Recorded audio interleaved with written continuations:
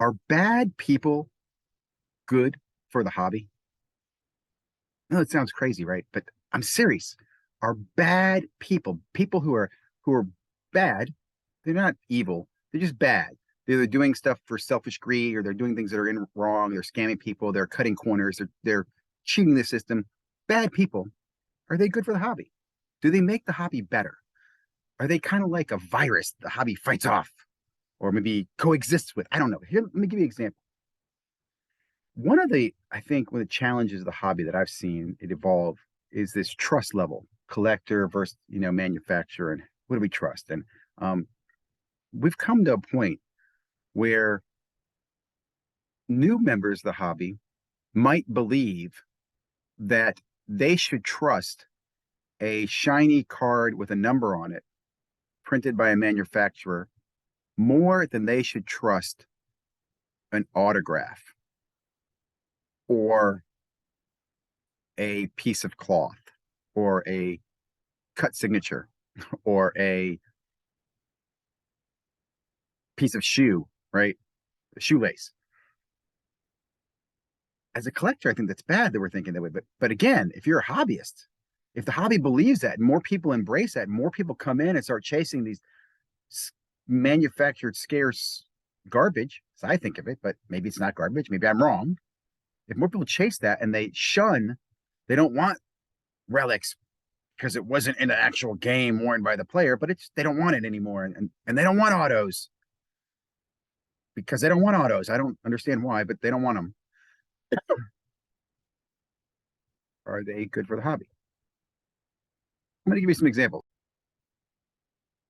Now, the aha moment I had was I was listening to the Great Curators channel, Merle, and he had Dappz on tonight because the Great Curators out. Let me just say this: I think Merle, the way he sits here and listens to people talk, and he just kind of feeds them, it's amazing. Merle, you might be a wizard.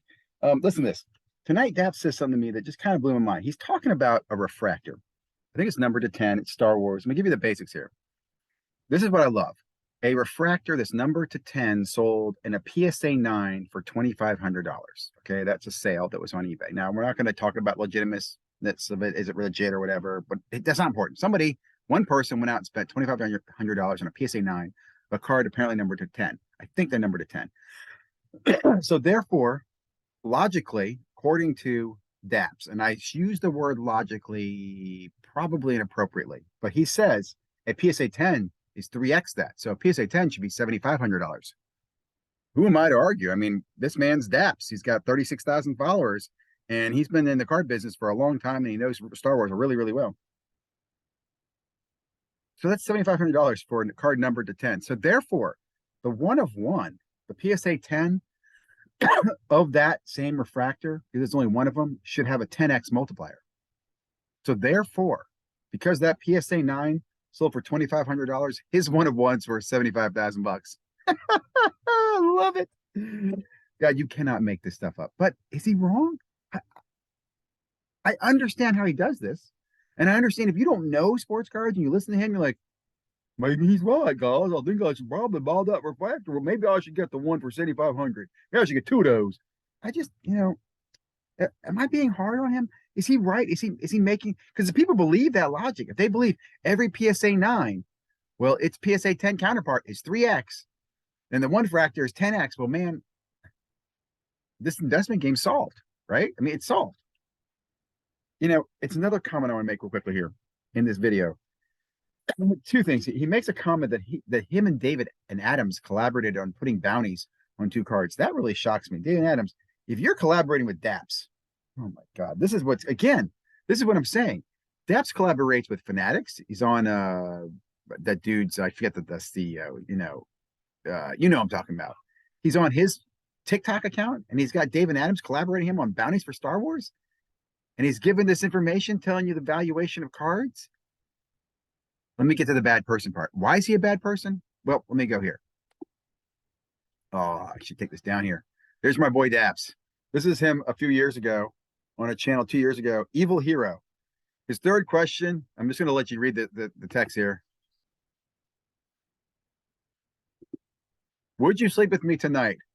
Probably not. No, why? I think this is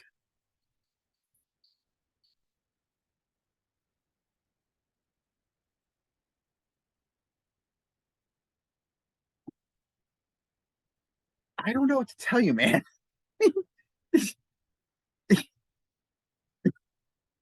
You,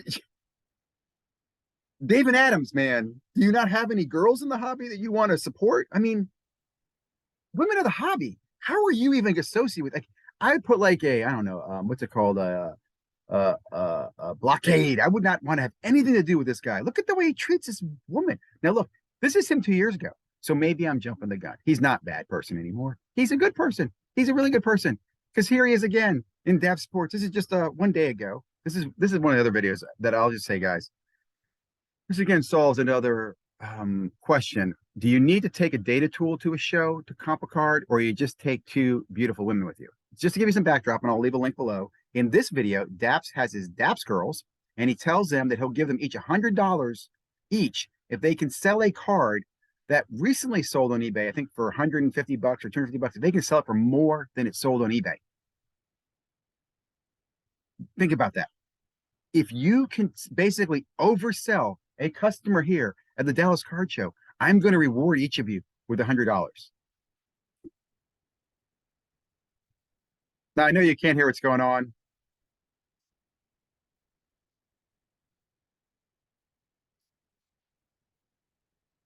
I don't have the closed caption on, but he actually said, should I give you more? Let me see if I can print that on for you guys.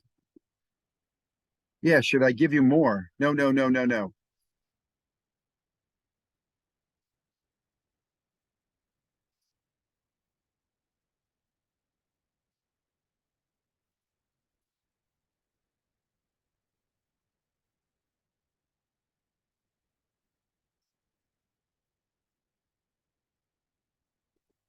Now, in fairness, I'm going to say this real quickly. Women, you are much smarter.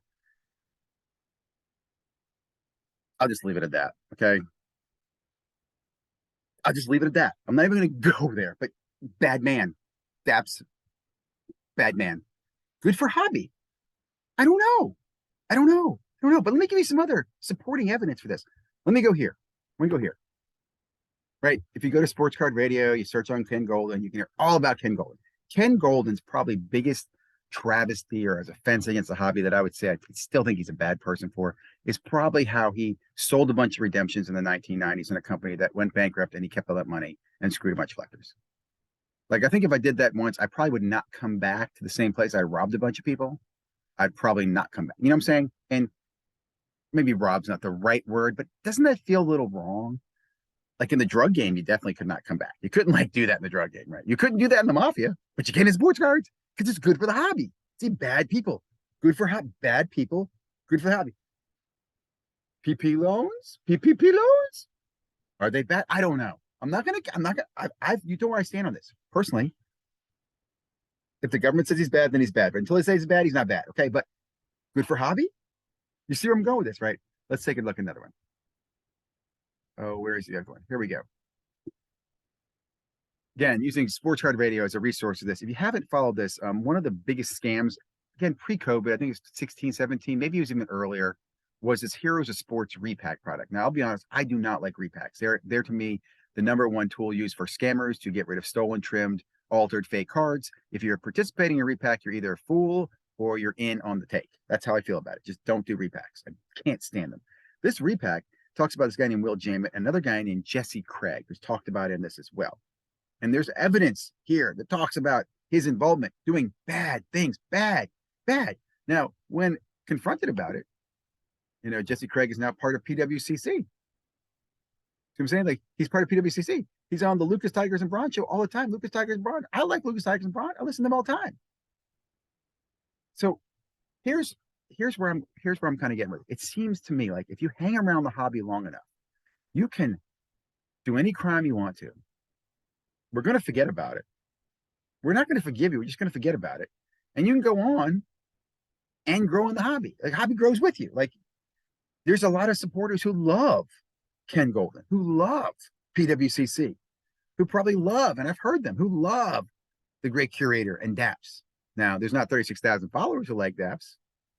He bought those subs. Look at his views. In fact, in that video, he talks about he got 26,000 people viewing on his Dappz video, but he's like less than 1,000 on his YouTube channel. Something's like fishy there, guys. So here's my last thought. Here's what I think about the sports card hobby. I think the sports card hobby is a lot like The Walking Dead, or maybe that new show, The Last of Us, where humanity exists, where you find other collectors, right? In those rare pockets, they are good people, man. We take care of each other, man. Because you know why? Because there's so many freaking zombies in the hobby who are not taking care of you. And what I mean by that is you'll hear a story talk about, man, the community is great. This guy's great. I love Joe. Joe's awesome. But for every Joe, there's probably a few of those governors, like two or three governors or a Negan or two out there who's, taking advantage of you in the hobby. So I think because of that, it's what creates this bond of where we are closer in groups. And even sometimes where we get close in a group and we'll even protect in that group a bad actor, right? So like Negan gets into a group because we're all trying to protect ourselves from all the other Negans outside. We didn't know there's a Negan inside with us. It's very much what I see in the sports card hobby. So maybe bad people are good for the hobby. And if that's the case, what does that mean for good people? Are we bad for the hobby? Right? Is our knowledge, our wisdom, our advice, our warning